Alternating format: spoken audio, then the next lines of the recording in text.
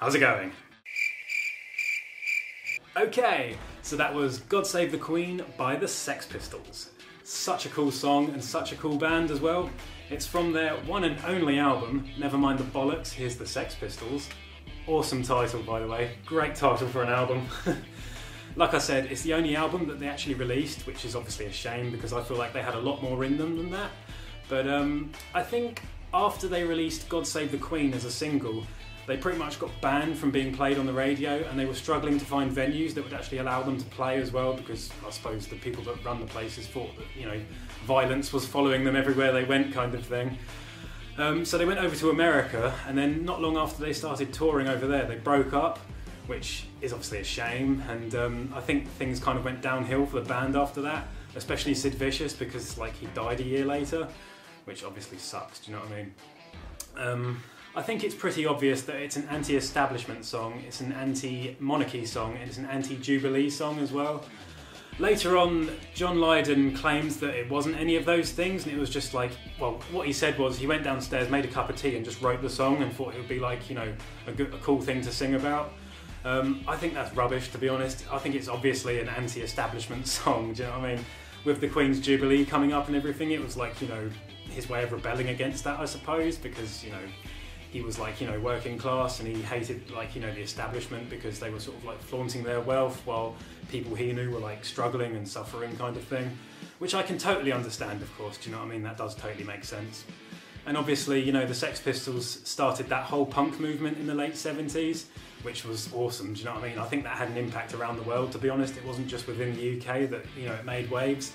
So I think that's pretty damn cool, to be honest. And I think the songs on that album pretty much stand up today as well. They're great fun to listen to, and they're great fun to play as well. I've had a lot of fun playing this one. I seriously doubt that I played it perfectly, to be honest. But at the end of the day, it's punk, and it's not about being like technically proficient. It's about sort of like expressing how you feel about things, I guess. So the way I played it is just how I've, you know, learned how to play it. It might not be the way that, you know, Steve Jones actually played it.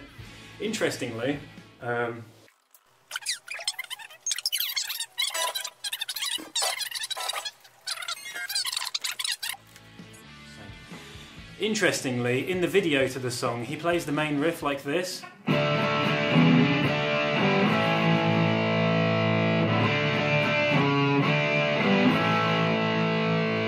But then when I've watched live performances, he plays it like this.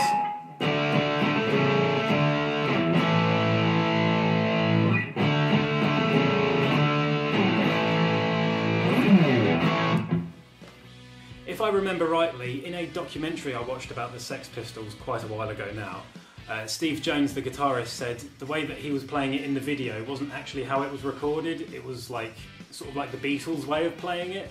You know, it was like Beatlesque kind of chords. So yeah, I don't know why he did it that way. I think it was like to kind of throw people off, I think, if you were trying to like learn the song from seeing the video. Yeah, I don't know why, to be honest, but you know. So like I said, it's pretty obvious that it's an anti-monarchy song, and I can totally understand where they're coming from with it. It really does make sense. Me personally though, I don't actually mind the royal family or the Queen. I'm, you know, quite happy to have a monarchy in this country. It might be archaic and it might be old-fashioned, but I think it works personally. I mean, if you've ever watched a debate in the House of Commons, you know, where all the politicians gather, all the representatives of the different areas of the country sort of gather together and have a debate, the way they behave is so childish and, you know, ridiculous. And these are the people running the country, do you know what I mean? So it's kind of like, it's nice to know that there is somebody a step above them who has the right to veto and has the right to sack all of them if she wants. Like I said, it's a very old-fashioned way of doing things, but I think it works. Basically what I'm saying is, I would rather have the monarchy than just have, you know, some bloke in a posh suit who went to a posh school and an Oxbridge University in charge of the whole country. You know, it's nice to know that the government do have somebody to answer to in that respect. I suppose you could say it's the equivalent of America's Uncle Sam, you know, apart from the Queen is like a physical personification of that, not just like, you know, an idea of, you know, sort of what the country represents, I guess. But anyway, I'm going to get off my soapbox now because I'm just jabbering on and talking a load of crap. Yeah, the Sex Pistols, God Save the Queen. Great song and absolutely awesome to play. Like I said, I doubt I'm playing it correctly, but I've done my best for you, as I always do. And yeah, that's all I've really got to say. So take it easy, guys. Hopefully I'll see you in the next one. Peace. Oh yeah, don't forget to hit like and subscribe. Bye!